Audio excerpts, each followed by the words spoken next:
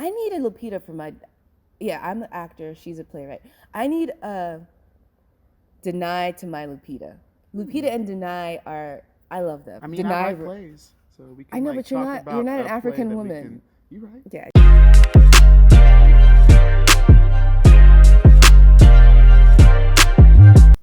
Allies. Allies. You've had some allies that you didn't ask for, because allies sometimes can take over the struggle. Yeah. And make it their own. And they mean well, but they tried to make themselves into like the white savior in front of other people.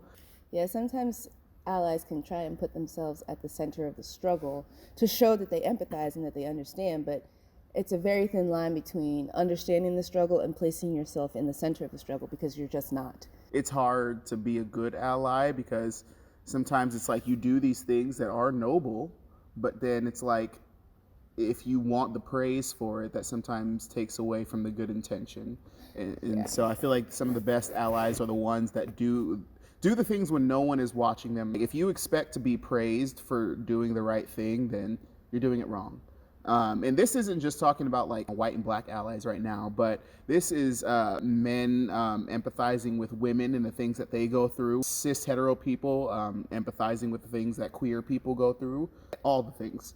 What is on the come up, I guess, is empathy. I may not completely be able to put myself in your shoes. You just offer understanding in the best way that you're able to. There's a lot of things for which I would consider myself an ally for, but I don't have all the knowledge. And sometimes it can be like scary to be an ally if you like don't fully understand how to stand up for someone. Mm-hmm. In doing my photography, I've gotten to just interact with a lot of great people, and I've gotten to interact with a trans activist in town named Marique Jensen. She's hired me on to do a lot of work with her and her organizations to like photograph events, their member headshots and things like that. And so I've gotten to work with a lot of trans individuals in towns. Right. Just through that work and just being open and being kind, Yeah.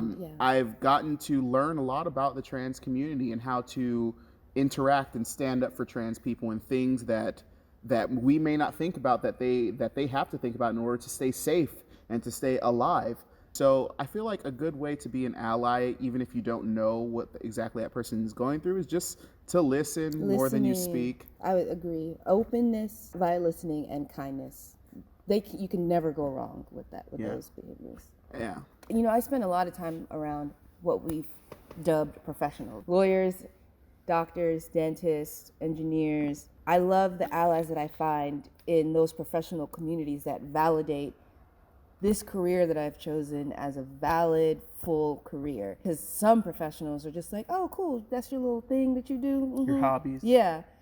But there's been a few people in the professional community, lawyers specifically, who really, really validated and supported, like, when I say I'm tired from work, it's not funny, like, oh, how you get tired from acting? It's not everybody who gets the lifestyle that we've chosen for ourselves. But I've definitely had people who I didn't feel comfortable around. Subconsciously, they're just gonna like write me off. Yeah. Also, allies in higher education for training in theater. This is something that sort of needs uprooting all over the country. It happens at our school, it happens at all these different universities. Students of color in the theater training programs not really having allies and going through things where it's like, who can I go to that empathizes with this?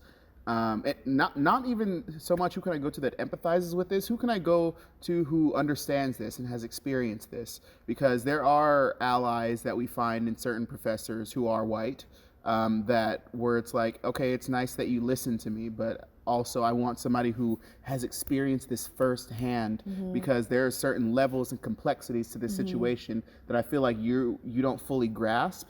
And I don't want to have to go through basically the trauma of having to relive it and explain it all to you. It's nice to have like professors of color that you can go to, faculty members that you can go to.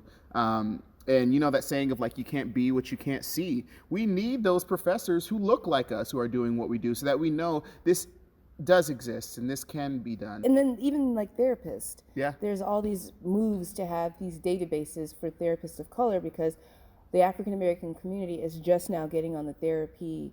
I wouldn't call it a bandwagon, but understanding and being enlightened to the benefits of therapy.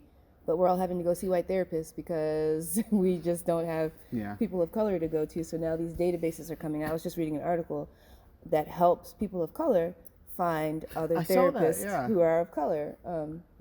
Because it matters having someone, because like you said, a lot of my allies have ended up being white women or just white men, just white people in general.